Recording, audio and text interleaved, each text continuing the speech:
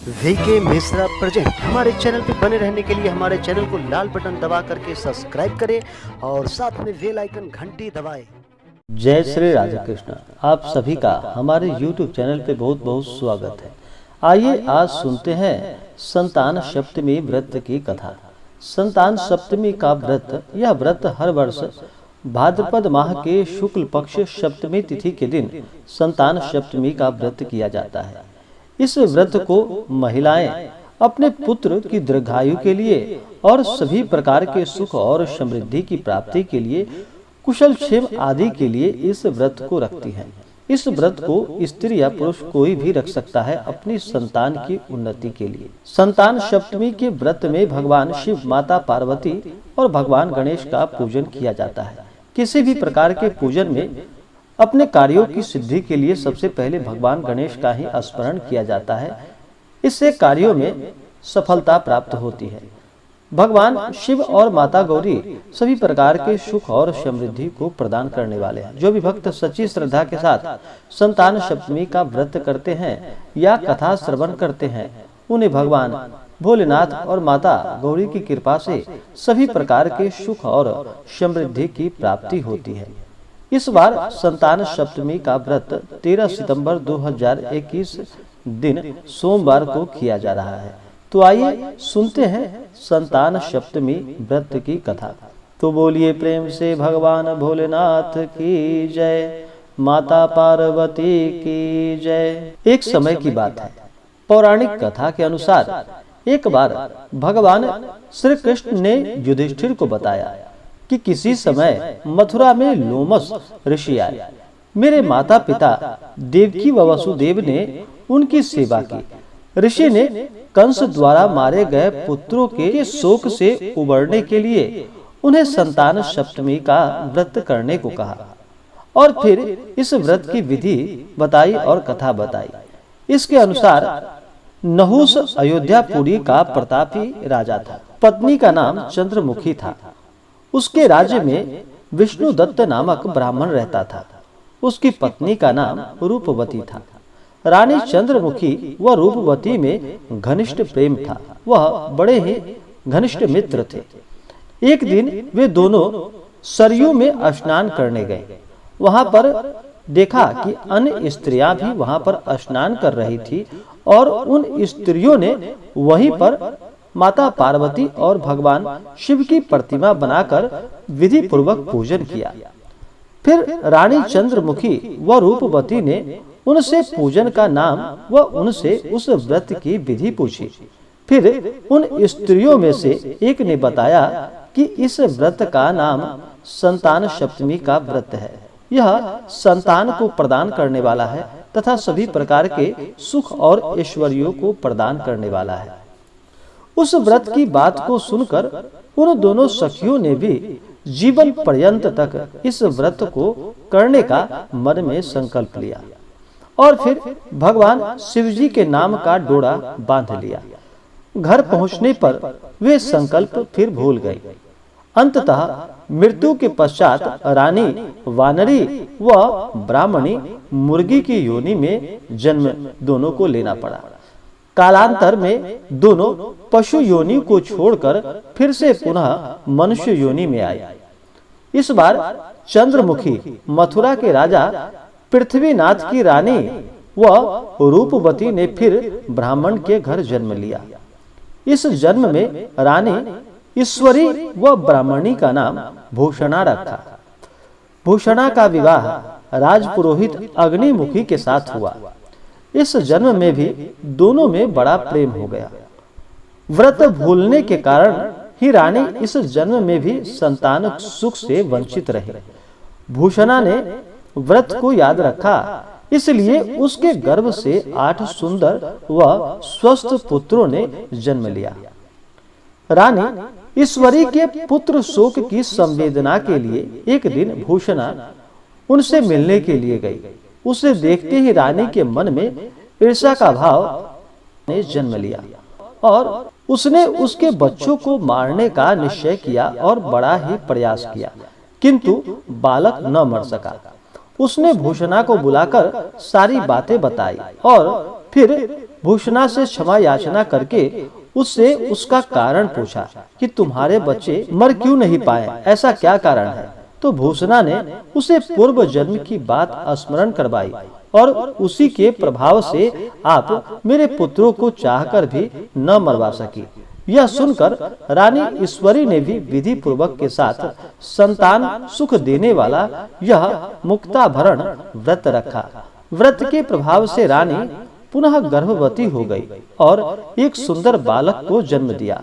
उसी समय से पुत्र प्राप्ति और संतान की रक्षा करने के लिए यह व्रत को रखा जाता है और यह संतान सप्तमी का व्रत, इस व्रत के प्रभाव से संतान की प्राप्ति होती है तथा सभी प्रकार के सुख और समृद्धि की प्राप्ति होती है।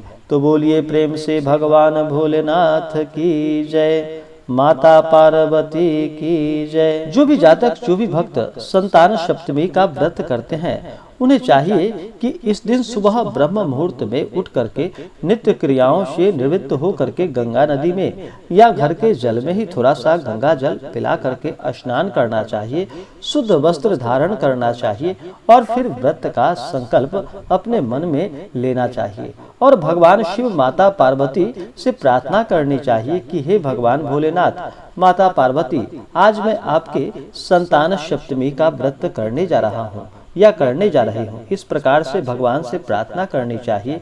आपके मन में जो भी इच्छा हो, जो भी कामना हो, वह भगवान भोलेनाथ और माता पार्वती से कहनी चाहिए और फिर दिन भर व्रत उपवास रहते हुए इस व्रत को पूरे विधि विधान के साथ करना चाहिए।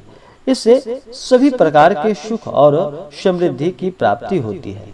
संतान सप्तमी का व्रत, इस व्रत को निराहार रहकर पूरे शुद्धता के साथ इस व्रत को किया जाता है और इस दिन विशेष करके भगवान शिव के पूजन के लिए एक अच्छा सा जगह ले, उस जगह को अच्छे से पवित्र करके वहाँ पे एक चौकी लगाए, चौकी पे लाल कपड़ा बिछा करके वहाँ पर भगवान शिव और माता पार्वती, भगवान गणेश का प्रतिमा या फोटो रख करके पूरे विधि विधान के साथ पूजन करे। कलश बिठा रहे हो तो कलश बिठाए और उसमें वरुण आदि का ध्यान करे और पूरे विधि विधान के साथ भगवान का पूजन करे।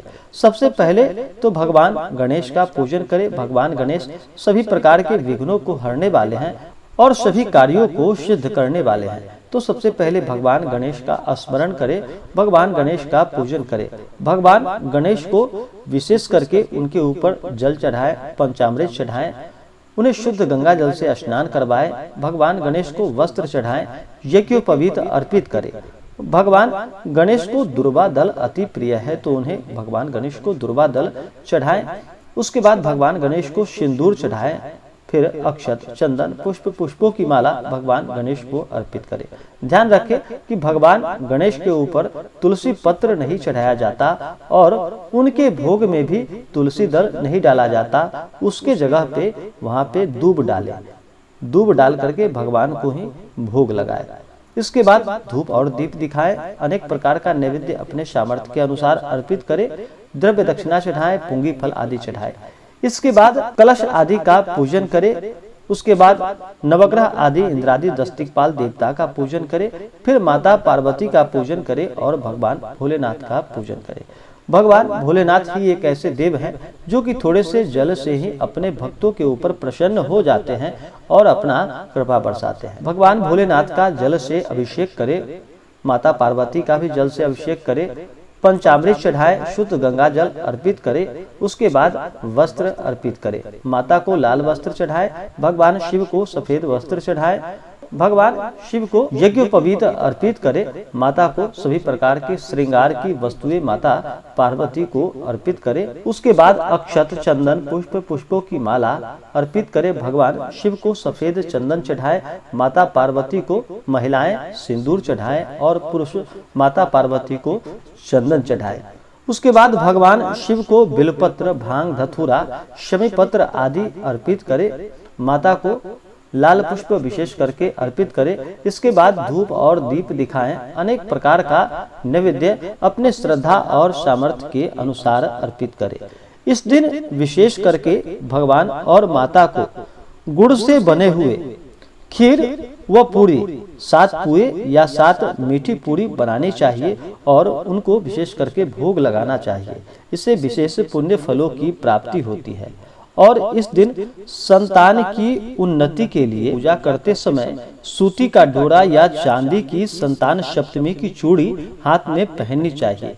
यह व्रत माता पिता दोनों संतान की कामना के लिए रखती हैं और इसको धारण माताएं करती हैं। महिलाएं इस कड़ा को पहनती है। इससे पुत्र को उन्नति की प्राप्ति होती है। संतान सप्तमी के व्रत में विशेष करके इस दिन दोपहर के समय में पूजन करना ही लाभदायक होता है।